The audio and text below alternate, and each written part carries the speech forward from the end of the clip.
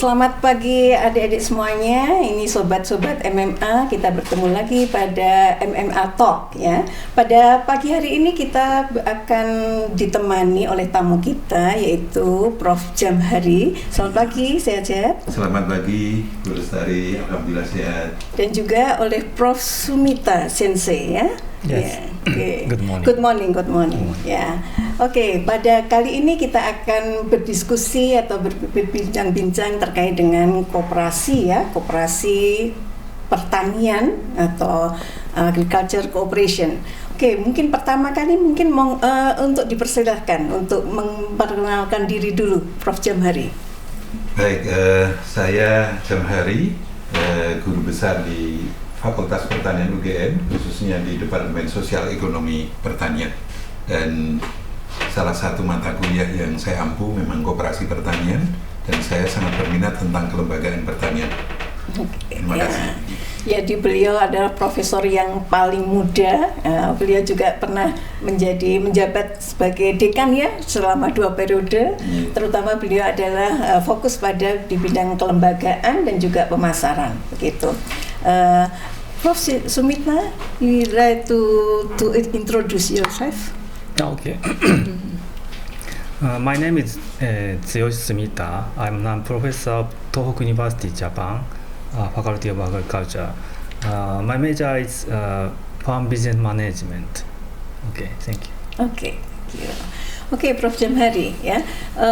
Selama ini kan kita baru-baru saja dikejutkan bahwa ada program pemerintah terkait dengan koperasi desa Kopdes, di mana Gapoktan itu akan diubah menjadi Kopdes ya.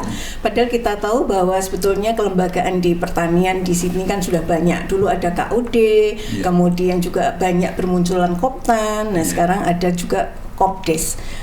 Menurut Pak Jamhari, sebetulnya arah kelembagaan pertanian di Indonesia itu sebaiknya seperti apa?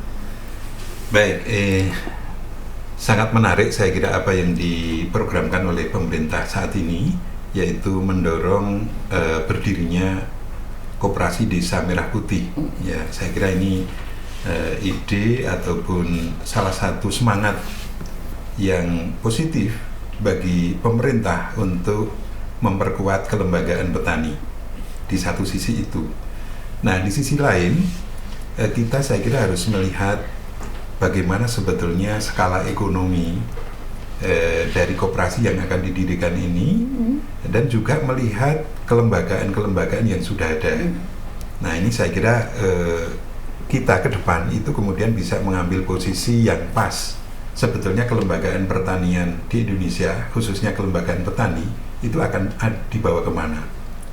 Satu contoh misalnya ketika kita pelajari, kita baca di buku putih kita, konsep KUD dulu, koperasi unit desa, itu dihitung satu KUD itu kan 600 sampai 1000 hektar. Iya, satu kecamatan. Satu kecamatan, sehingga kita tahu bahwa satu KUD itu ada di dalam satu wilayah kecamatan.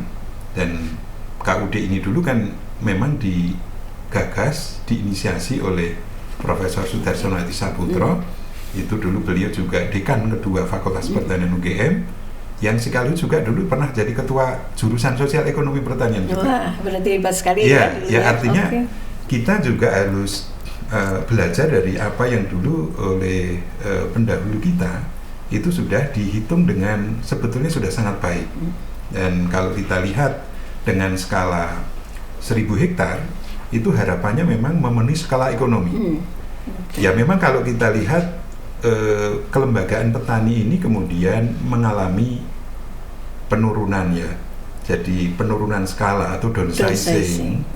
Jadi sejak liberalisasi KUD di tahun 98 sampai 2008 itu kan memang kita vakum. Kelembagaan petani ini enggak diurusi gitu Bu Ari. Baru mulai 2008 dengan revitalisasi pertaniannya waktu itu era Pak SBY, itu muncul Gapoktan, yang itu skalanya ada di desa. Yang itu kalau kita lihat luasannya itu sekitar 200 sampai 300 hektar. Artinya itu kan downsizing. Jadi kita harus lihat itu ada satu fenomena bahwa kelembagaan petani kalau seperti itu kan tidak semakin kuat tetapi semakin kecil. Nah, oke lah. Kalau waktu itu perubahan dari KUD menjadi Gapoktan itu dalam rangka misalnya waktu itu dianggap KUD tidak efektif, ya. Skala ekonomi yes, karena skalanya 1000 ya, tapi dianggap kurang efektif. Kemudian diturunkan menjadi Gapoktan itu dalam rangka efektivitas. Tapi saya kira kita juga harus bicara ketika ini nanti jadi kelembagaan ekonomi itu efisiensi ini juga harus diperhatikan. Oke, jadi masalah terkait dengan efisiensi dan efektivitas begitu ya, Pak? Iya. Oke. Nah, sehingga bagaimana Gapoktan ke depan dikembangkan, apakah itu kemudian Gapoktan dari sebuah entitas komunitas, ini kan komunitas, karena Gapoktan itu kan masih dianggap sebagai lembaga sosial, artinya itu komunitas. Nah, sebuah komunitas ini akan didorong menjadi badan hukum koperasi. Hanya saja ini kan kemudian skala ekonominya kecil. Artinya itu dari sisi efisiensi itu kurang. Nah, saya kira hari ini kemudian kita juga ini Prof. Sumita from Japan, from Tohoku University, we discuss together. Ini sangat penting bagi kita untuk bagaimana belajar dari kondisi di Jepang. So how Japan develop farmer institution. So like GA, Japanese Agricultural Cooperative at that time, and recently about community farming, or in Japan called as the Shuraku Eno. I think Professor Sumita is the expert because he do research in many countries about this institution, and I think in Japan, Sumita Sese can explain to us more. Tetapi di Indonesia ini kan ada satu yang saya lihat begini, Bu Lestari. Sebetulnya di tahun 2018, ya, itu Kementerian Pertanian itu mengeluarkan Permentan nomor 18 tahun 2018. Itu tentang korporasi petani. Nah, di situ dikatakan bahwa kalau itu tanamannya padi, itu luasan minimum korporasi padi itu 5.000 hektar. Kalau jagung itu 3.000 hektar, kemudian kalau kedelai itu 2.000 hektar. Nah, saya melihat sebetulnya bagaimana pengembangan kelembagaan petani ke depan itu mestinya memang secara ekonomi itu dari KUD ini didorong ke 5.000 untuk padi. Sehingga barangkali 5 KUD itu bisa jadikan satu, sehingga semakin efisien, semakin besar ya. Dan ini kalau kita lihat fenomena kelembagaan yang dirintis juga oleh pemerintah, tetapi memang ini diberlakukan untuk BUMN, itu kan kelihatan sekali loh. Dulu PTPN itu tersebar sendiri-sendiri dari PTPN 1 sampai PTPN 14, tapi kemudian diholdingkan, kan begitu ya. Kemudian BNI, Mandiri, ya, BRI atau yang lain itu kemudian jadi Himbara. Pupuk itu jadi Pupuk Indonesia. Itu kan holding, itu dengan diholdingkan. Bahkan sekarang ada Danantara. Itu menunjukkan bahwa pemerintah itu sudah memikirkan tentang efisiensi untuk bisnis. Nah, tetapi ini ada satu fenomena. Mengapa untuk rakyat itu malah lebih kecil-kecil. Iya, malah lebih kecil-kecil. Jadi untuk rakyat itu kenapa tidak melakukan hal yang sama, bahwa kelembagaan petani ini juga harus diperkuat dengan cara tadi dibesarkan, bukan malah kemudian kecil-kecil. Jadi kalau saya memang saya setuju bahwa kita harus memikirkan efektivitas, tetapi jangan melupakan efisiensi, karena ketika nanti efektivitas itu kemudian melawan efisiensi, kemudian terjadi competition among the small, itu kan malah kurang bagus ya. Itu kalau apa namanya apa yang saya rasakan, apa yang saya mungkin mengerti untuk pengembangan ke depan. Hanya nanti ketika taruhlah untuk daerah padi dengan payung permentan itu bagaimana KUD 5 kecamatan itu digabung jadi satu KUD korporasi misalnya, itu nanti dihubungkan dengan gapotan-gapotan yang ada maupun potan-potan yang ada. Itu menurut saya, Pak. Iya, terima kasih Pak Jambari ya. Prof Sumita, could you explain what the agriculture cooperation in Japan or the community farming? Okay, so GA. Yes. So JA is a very big organization in Japan. So JA was established before World War II. The purpose of JA is to collect rice under the war situations. So now almost all farmer is a member of JA. JA's function is to buy agricultural commodity crops from farmer and provide materials, for example, chemical and fertilizer.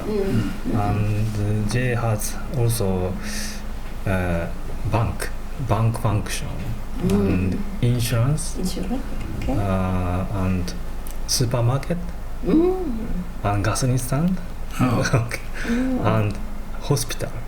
Multi-purpose. Yes. Almost every function in rural area, J has facility and so Shuraku community farming is about 15 years ago.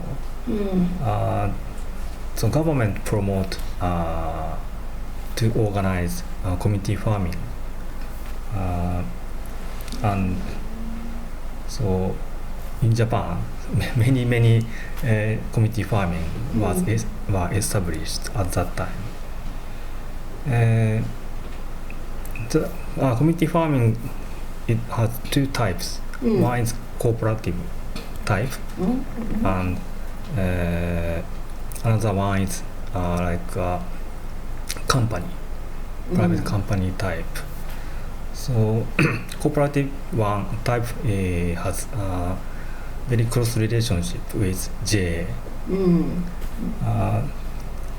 Cooperative type sell almost all rice to JA, and sometimes JA attends management.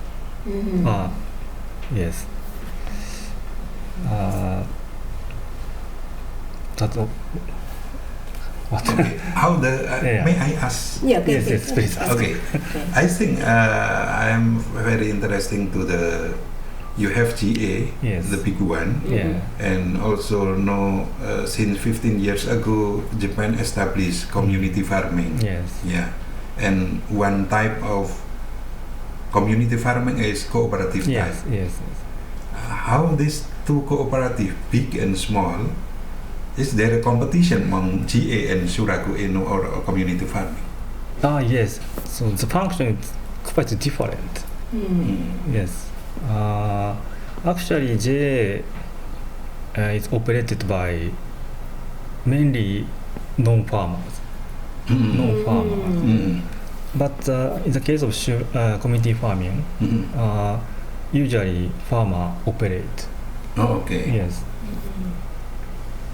But the community farming, that the cooperative type and farmer do that, is for example, how the community farming provide the fertilizer come from GA or independently?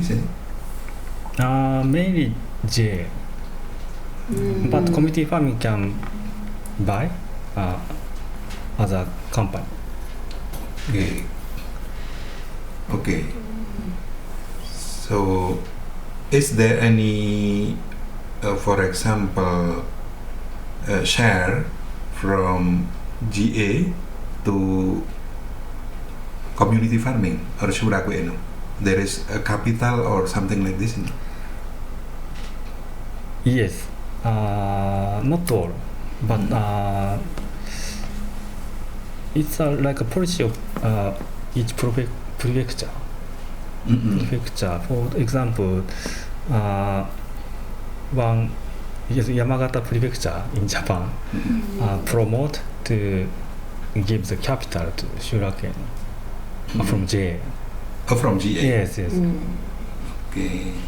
So the community farming is there are two types: Yes. cooperative and private company. company. Private company. Yeah. Oh, but all the farmer is member of GA.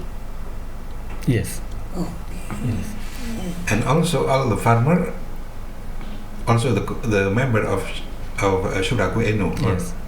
So the member of both. Yes. Okay. So it's GA operated by non-farmer, and then Shuraku Eno operated by farmer. Okay. Means Shuraku Eno for the effectiveness, and GA is for the efficiency. Yes. Oh, okay. So I want to ask about the scale. The scale. How large is the community farming in Japan? Many types, but in average, I think 20 hectare, from 20 hectare to 50 hectare. 50 hectare. Yeah, but largest one is more than 500 hectare. 500 hectare. So 500 hectare. Oh, okay. One community. Yes, one community, but many village. How many villages? Yes. So the biggest community farming is a private type or cooperative type? Cooperative type. Cooperative type. Yes.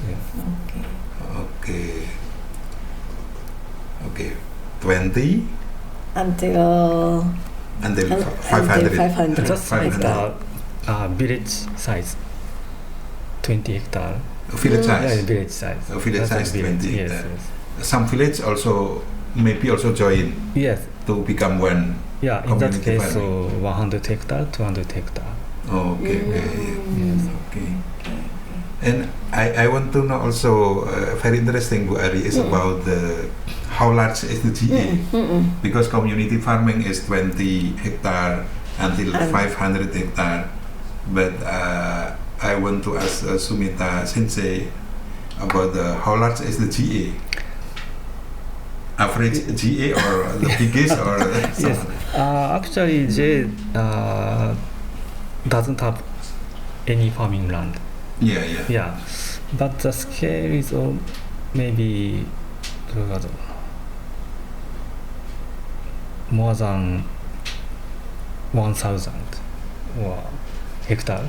More than 1,000 hectare. Yes. Okay.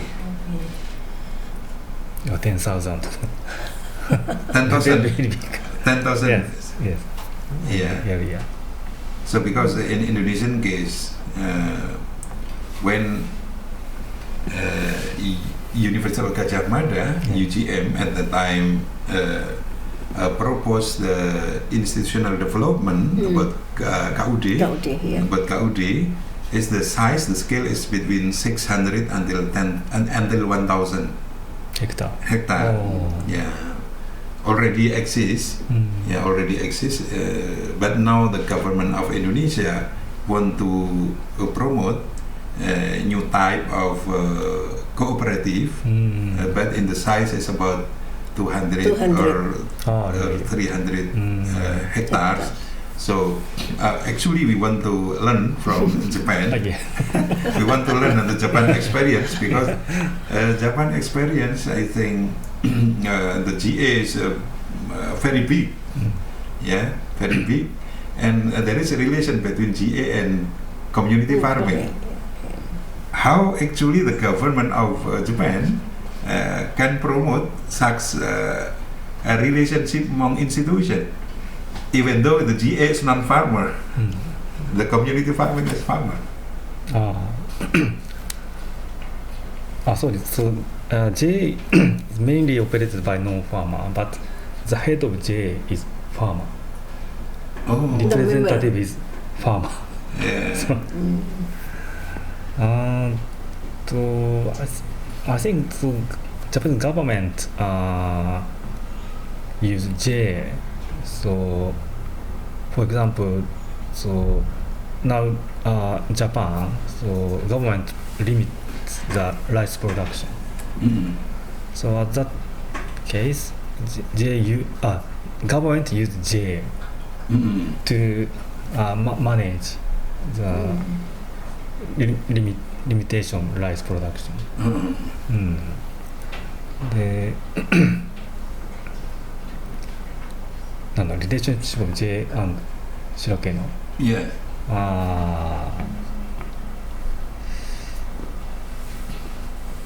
I think so. The government is なんだろう make so cooperative type Mm. in law. Mm. And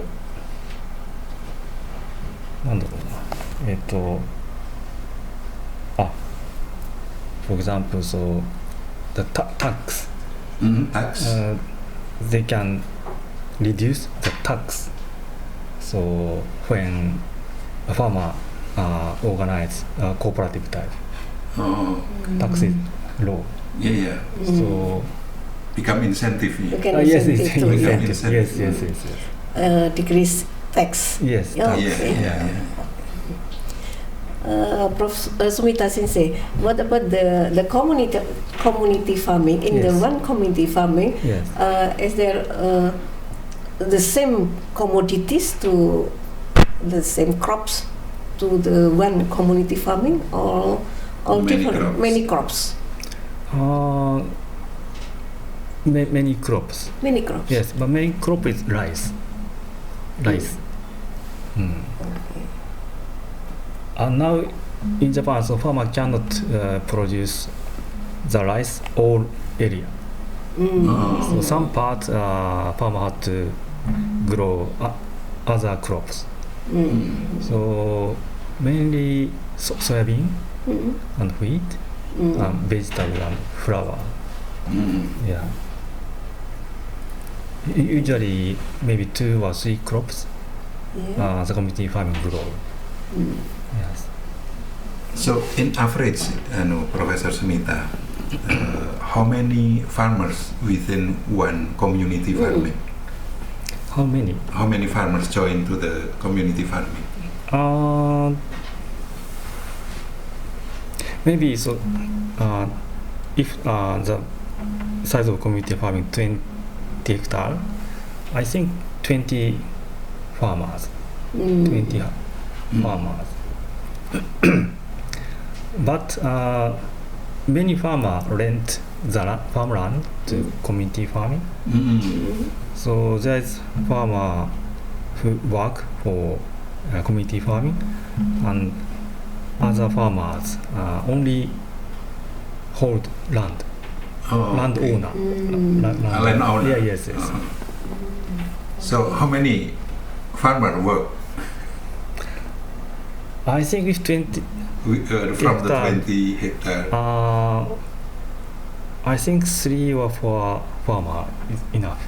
3 or 4, Three, four farmers. Yes, enough. Only three Yeah, 3 or 4 farmers work in 20 hectare. hectare. Landowner is 20.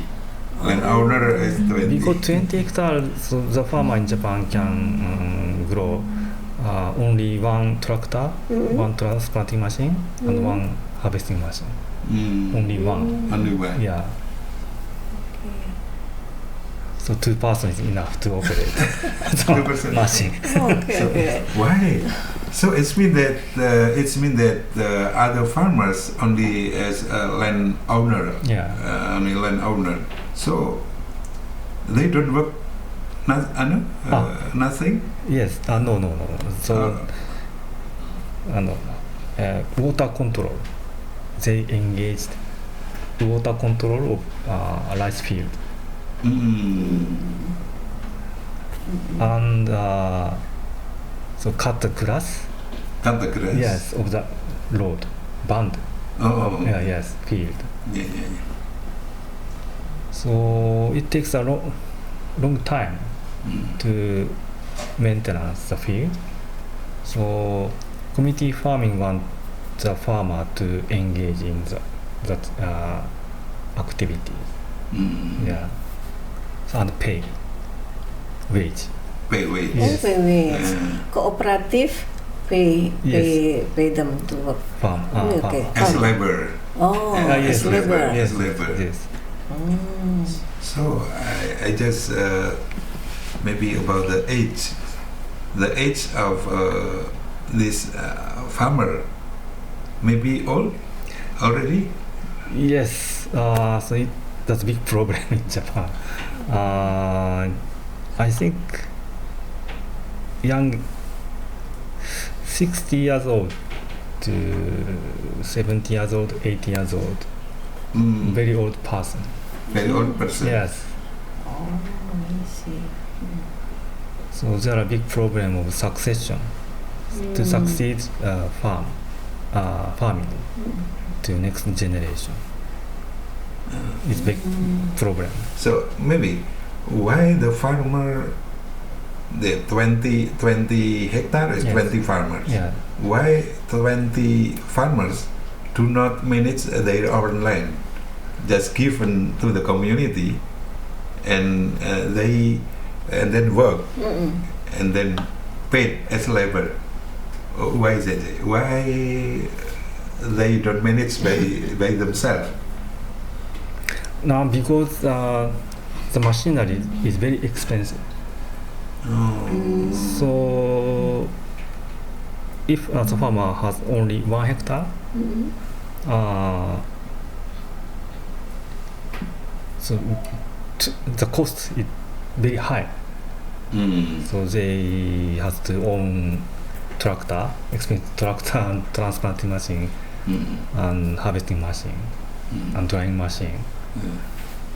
So actually, so now in Japan, so one farmer can manage more than 20 hectares. One farmer. One farmer. Yes. So the productivity get lower if small farmer operates their own farm. Yeah. Yes.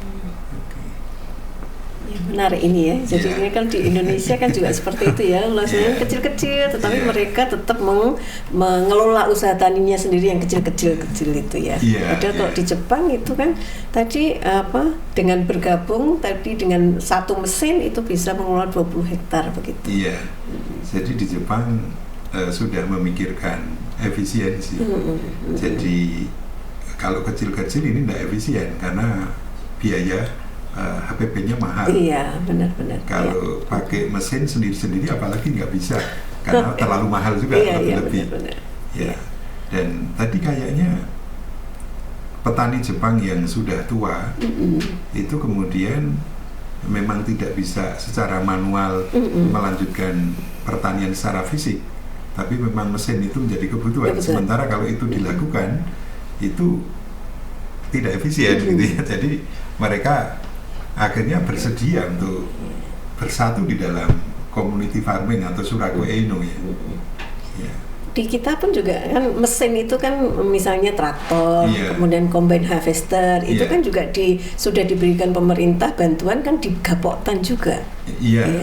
Tapi masalahnya kemudian kan pengelolaan mereka masing-masing tetap mengelola sendiri sehingga menyewa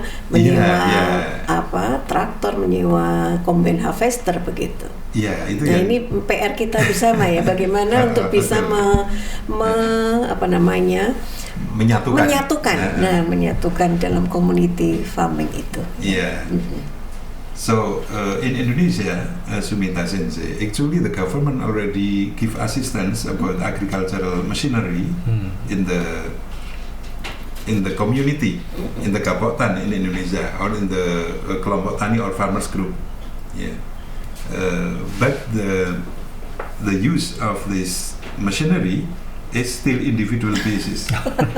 Yes, yes. It's the problem, I think. Yeah. So not yet like in Japan. In Japan is the government also support maybe for the agricultural machinery, but and then the landowner give the land. I mean rent out the land to the community. So I think this awareness, kesadaran gitu ya, kesadaran petani di Jepang untuk bersatu itu kelihatannya lebih anunya, sudah lebih dulu gitu. Kita pengelolaannya masih sendiri-sendiri. Ketika ada bantuan mesin ditujukan ke Kapotan, tetapi penggunaannya itu tetap ada luasan kecil-kecil. Ya, sementara kalau di sana nggak seperti itu. Di sana satu Kapotan itu sudah mengelola mesin itu untuk mengelola lahan itu semuanya ya. Decision maker in Japan is in the community level, decision maker. But in Indonesia, decision maker is still on the individual farmer. Kayaknya nih pengambilan keputusan itu di sana sudah terletak di Surakoye loh. Mungkin apa ya? Bagaimana untuk bisa mendorong mereka untuk apa? Ya keputusan di community farming gitu. Yeah. How Japan government, Japanese government try what kind of policy? Yeah, what kind of policy? So the landowner they rent out to the community. Yes. Is any policy in it? Is any policy from the government? No. No? But each community farming Yes. try to increase the wage which is received by landowner.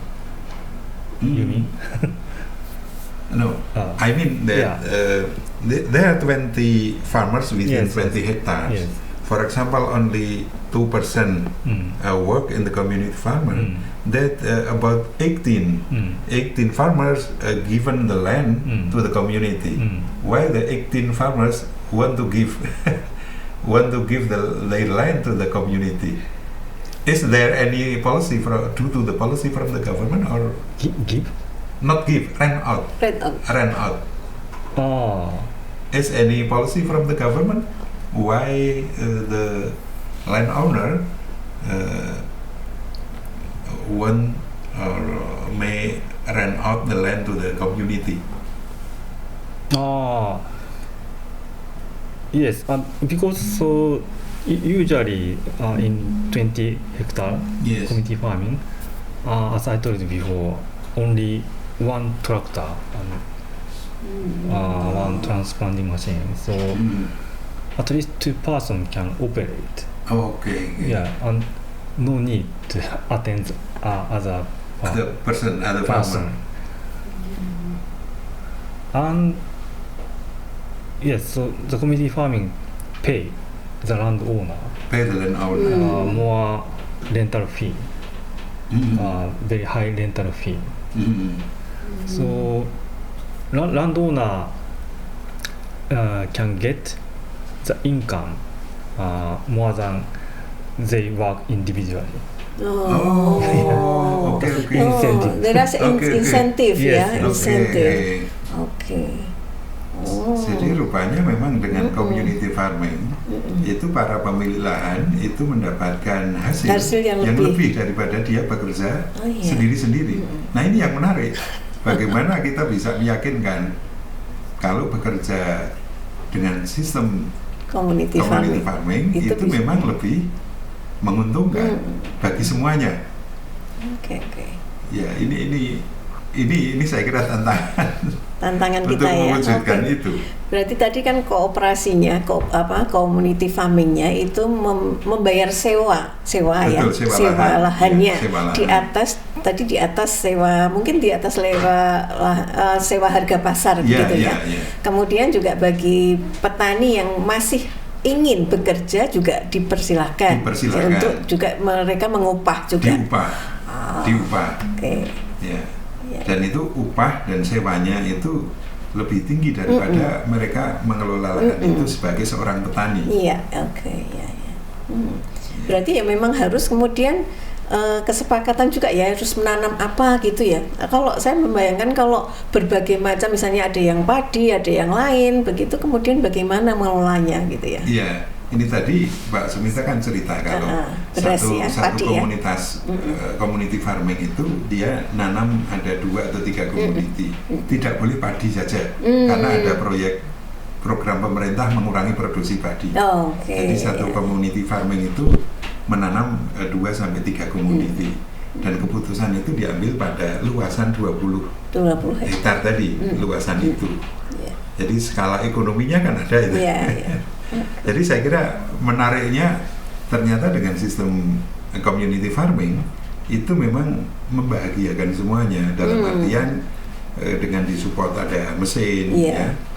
Itu kemudian pemilik lahan yang kemudian menyewakan lahannya itu ke community farming, itu dia mendapatkan sewa tadi yang Bu Lestari tadi di atas harga pasar, digaji juga, totalnya lebih tinggi daripada bertani.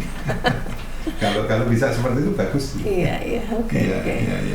Nah, ini mungkin PR kita juga ya untuk bisa paling tidak menerapkan apa yang di Jepang terkait dengan community farming itu ya. Iya, kalau tadi dikaitkan dengan koperasi Desa Merah Putih, itu sebetulnya kita pada posisi mestinya yang seperti community farming di Jepang. Jadi bagaimana sebetulnya mendorong supaya misalnya berbagai bantuan, berbagai program asistensi yang diberikan pemerintah itu memang bisa dikelola dengan lebih efektif, sehingga nanti para petani individual itu kemudian bersedia menyewakan lahannya itu ke Gapoktan gitu ya. itu. Nah, tantangan kita ya Pak Jamheri ya. Gitu. Kalau tadi yang terkait dengan community farming yang private, saya kira kalau di Indonesia sudah ada misalnya petani tebu. Petani tebu itu adalah seperti kan petani tebu itu satu orang, kemudian dia bisa menyewa banyak lahan, kemudian juga masih petani yang disewa juga masih bisa bekerja di situ kan? Iya.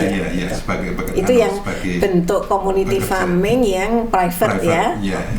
Yang belum mungkin kita akan community farming yang bentuknya kooperatif. Yang bentuknya koperasi. Dan ini kan relevan dengan Kopdes itu. Ini nanti benar. Akan dibuat seperti apa gitu. Jadi supaya nanti yang berbentuk koperasi kita kan masih individual basis juga nanti masih pada luasan misalnya 2000 meter. Padahal kalau di sana tidak seperti itu. Cuman bagaimana kita bisa membuat pada enggak apa-apa community farming bentuknya koperasi kan enggak apa-apa. Jadi Kopdes itu enggak apa-apa. Tetapi Kopdes yang seperti meningkatkan efisiensi tadi. Artinya benar-benar terkait dengan untuk budidayanya, untuk itu gitu ya. Saya kira kalau tadi yang terkait dengan misalnya kita bukan food estate petani yang 5.000 hektar misalnya tadi. Nah, itu mungkin difungsikan seperti KUD dulu, jadi untuk mensaprodi, untuk pemasarannya dan sebagainya, mungkin seperti itu. Jadi saya kira KUD dengan skala 1.000 hektar itu tetap difungsikan sebagai tadi penyedia input. Dan juga nanti jalur pemasaran, ya kan? Jadi jalur efektivitas biar itu di jalur yang di bawah, artinya di jalur Kopdes atau jalur Gapoktan. Tapi kemudian penguatan ekonominya itu kita membesarkan yang KUD. KUD. Syukur kalau kemudian kita bisa menggunakan itu tadi, yang permentan tentang korporasi petani. Itu kita dorong itu jadi KUD korporasi. 5 KUD 5 KUD. Itu daerah padi. Nanti jagung 3 KUD. Nanti kalau di daerah kedelai ya 2 KUD misalnya. Itu bisa kita dorong, kemudian dihubungkan kelembagaannya itu dengan Gapoktan yang ada. Itu akan lebih tersistem kita.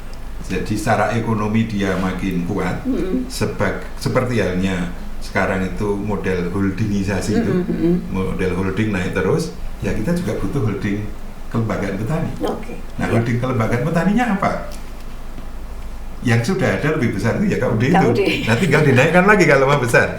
Jadi 5.000. Bahkan dulu ada ya KUD, kemudian ada Puskut, Ada ya, Puskut, KUD. ada Puskut di level koperasi sekunder ya. Iya, sekunder. Koperasi sekunder. Iya. Ya. Oke. Itu saya Ya. kira bagaimana kelembagaan kita ini menuju tujuannya itu.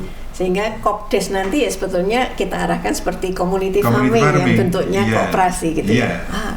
Bentuknya koperasi. Ini yang pemerintah kan bentuknya koperasi ya. Meskipun juga mendorong petani milenial. Nggak apa-apa kalau memang nanti itu Kopdes itu kemudian akan ada model tipe private tadi. Itu kan modelnya berarti kayak petani milenial itu. Ya. Ya, saya kira itu. Ini sudah cukup menarik kita ya untuk kita bahaskan ya. Saya kira untuk closing mungkin ada Prof. Jambari dan juga Sumita Singsi. Oke, saya kira closing dari saya semangat bahwa kita membangun kelembagaan itu tetap harus dibangun, dan karena itu bagaimanapun itu menjadi prasyarat kita pembangunan pertanian kita itu bisa sustainable gitu ya. Dan semangat mendorong koperasi ya, ini saya kira harus kita dukung juga.